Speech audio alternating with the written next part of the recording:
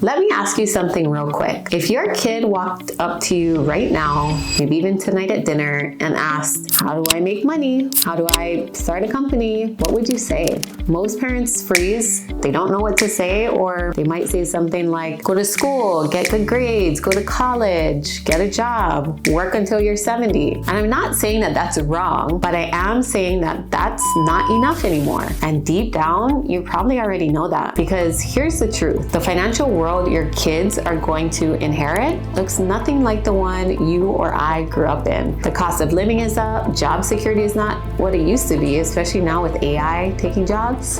And the gap between people who understand money and people who don't, that gap is wider than it's ever been. So the question isn't whether your child is going to be good with money or be able to deal with money. The question is whether they're going to be equipped for it. Stay with me, because in this video, I'm going to give you 5 things that financially savvy parents are already doing, backed by real research, with real action steps you can start using this week. So let's go. Before I get into it, let me give you some context on why this matters so much to me. Growing up, money was never talked about in our house. It was this big, mysterious, stressful thing that we never had enough of, and adults always whispered about. And I carried that into my adult life. The anxiety, the confusion, the feeling like I was always behind and never had enough. It wasn't until I really started studying how wealthy families operate that I realized they weren't smarter than me. They just had conversations I never had. That experience is part of why I put together the How to Raise Rich Kids ebook. Not to make your child obsessed with money, but to give them the kind of foundation that most of us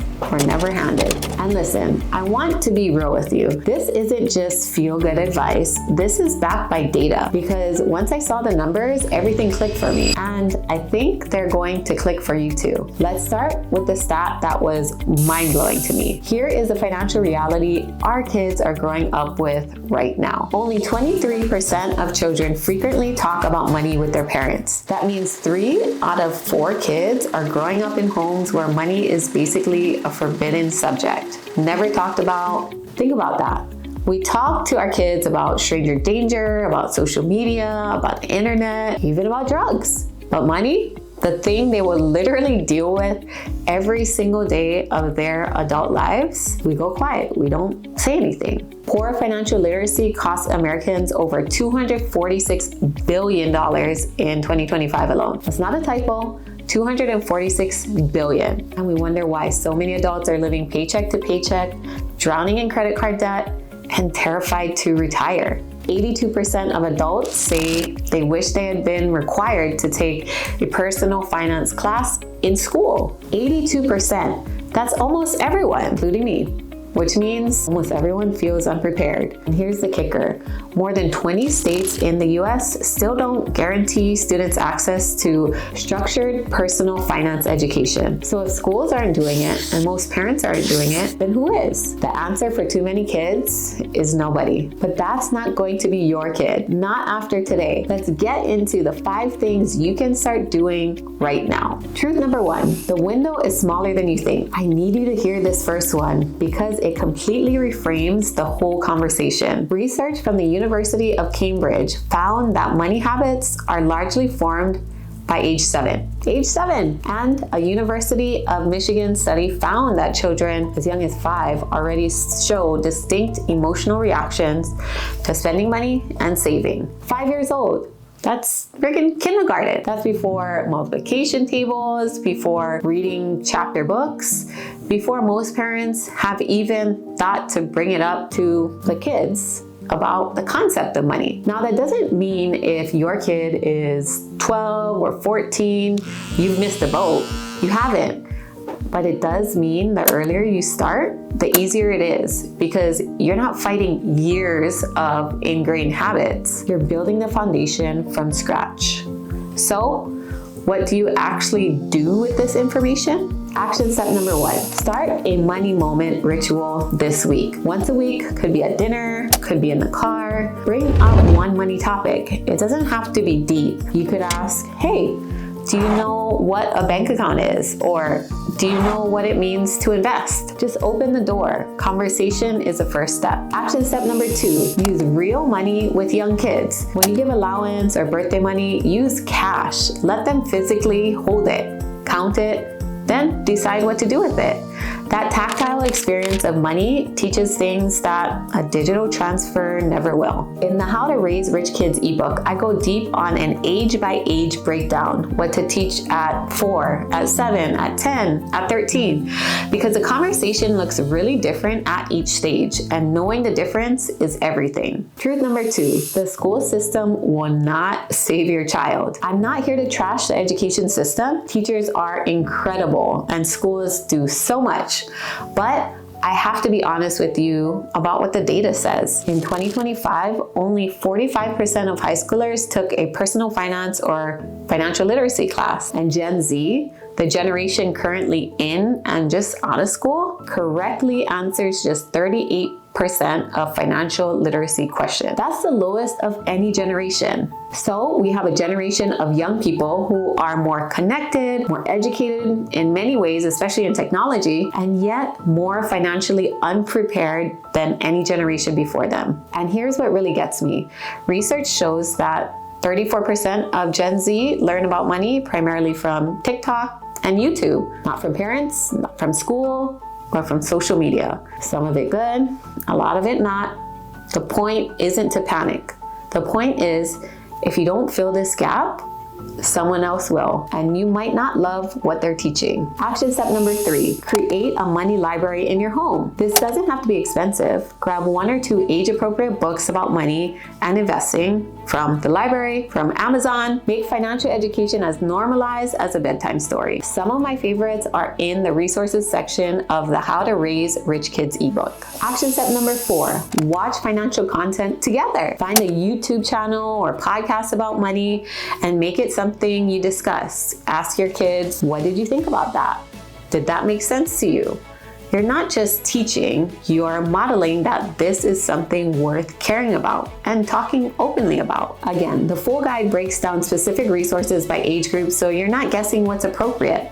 That's inside How to Raise Rich Kids. Truth number 3, wealth without education is a ticking time bomb. Okay. This next one is for every parent who thinks, well, I'll just leave my kids money when I'm gone, so they'll be fine, they'll be taken care of. I want you to think about the Vanderbilts, one of the most wealthiest families in American history. Cornelius Vanderbilt built an empire, and by the time his grandchildren and great-grandchildren came along, the money was gone, all of it. And this isn't an anomaly. A 20-year study by the Williams Group covering over 3,200 wealthy families found that 70% lose their wealth by the second generation.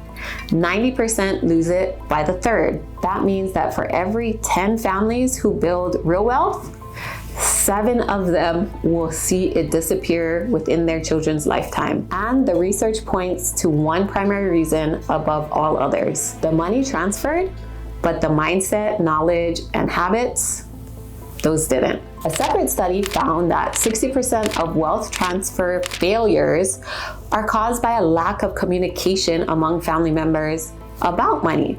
Not bad investments, not taxes, lack of conversation and communication. This is why I always say the most powerful thing you can give your child isn't a trust fund, isn't a house or all this money. It's a money mindset, because a child who understands wealth will build it, protect it, and grow it.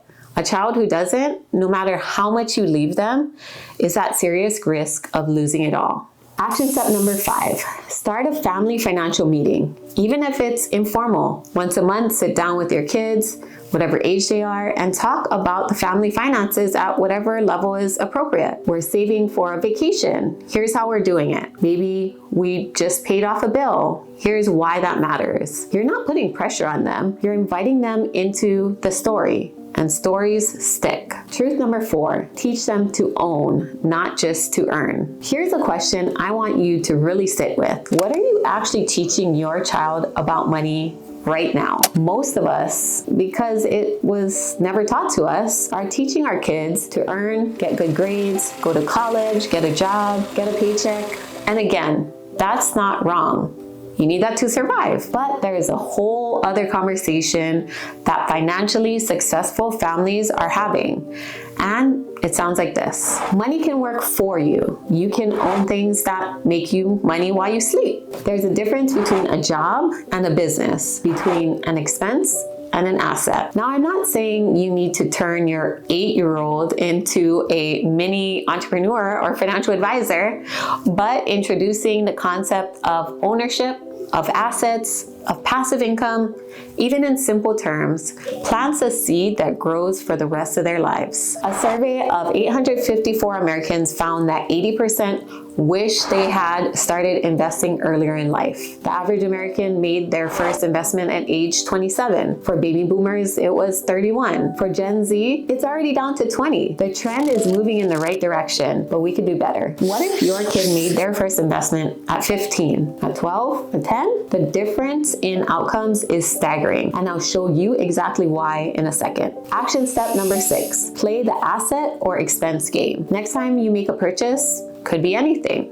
Ask your kid, is this an asset or an expense? Does this put money in your pocket or take money out? Make it a game, not a lecture. And over time, they'll start asking it naturally. Action step number 7, let them start something small. A lemonade stand, selling handmade bracelets, walking their neighbor's dog, reselling items online, Facebook Marketplace if they're older. It doesn't matter what it is. What matters is they experience the feeling of earning outside of a traditional job. That feeling is worth more than any lesson you could teach them. The How to Raise Rich Kids ebook has an entire section on age-appropriate entrepreneurship ideas and how to set your kid up for their first business experience, even if it's on a totally small scale. Truth number 5, start embarrassingly small. Start embarrassingly early. All right, this last one, I want you to actually pull out your phone and do the math with me, because I think this is going to hit you different when you see the numbers. Let's say you invest $100 a month for your child starting the day they're born. That's it, $100 a month. A lot of families spend more than that on a takeout or eating at a restaurant. At a standard average market return of 7% annually, which is historically conservative for a broad index fund, by the time your child turns 65, this would happen. If you invested $100 per month from birth, they would have over $1 million by age 65. Now let's say you wait until they're 18 to start. If you invested $100 per month from age 18, they would have about $263,000 by age 65. Same amount of money invested, the only difference is when you started. That's the power of compound interest. And Einstein reportedly called it the 8th wonder of the world. Now here's the important thing I want to say. You don't need to invest $100 a month to make a difference. Even $25 a month, starting young, builds something real. The point is not the dollar amount. The point is starting. Kids who have a savings account in their name are 6 times more likely to attend college and more likely to build saving habits as an adult, independent of how much money they make. 6 times more likely just from having an account. Think about that. Action step number 8, open a custodial investment or savings account for your child this week if you haven't already. Many brokerages like Fidelity, Schwab, and others offer custodial accounts that you can oversee with no minimum balance. Put in whatever you can, even $10 to start. The act of opening the account and showing your child the account exists starts building the habit and the mindset. Action step number 9, teach compound interest with a visual. Sit down with your kid on Google, go to investor.gov's compound interest calculator and plug in the numbers together. Let them see their money growing over time and make it real, make it exciting.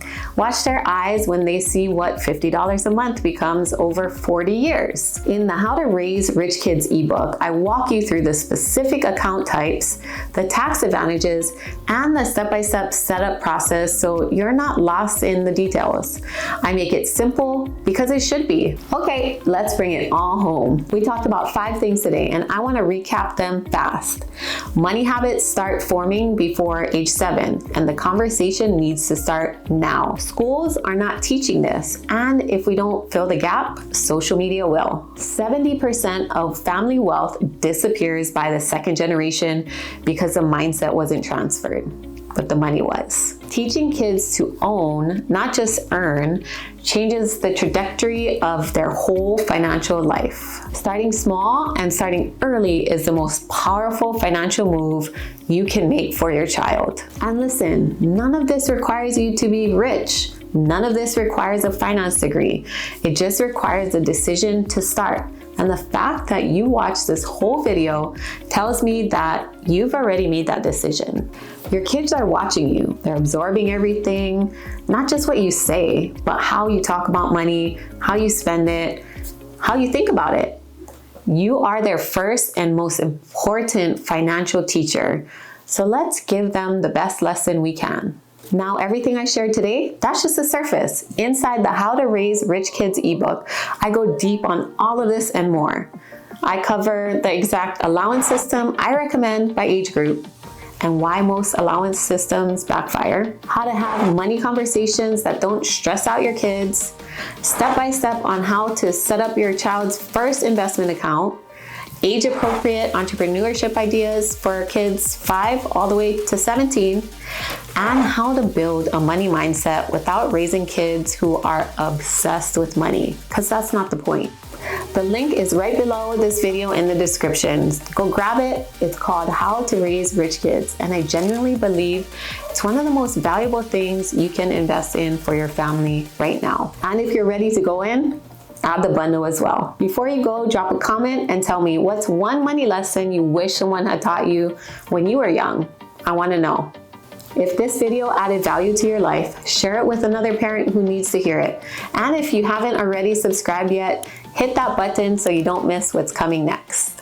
Thank you for being here, and I'll see you on the next one.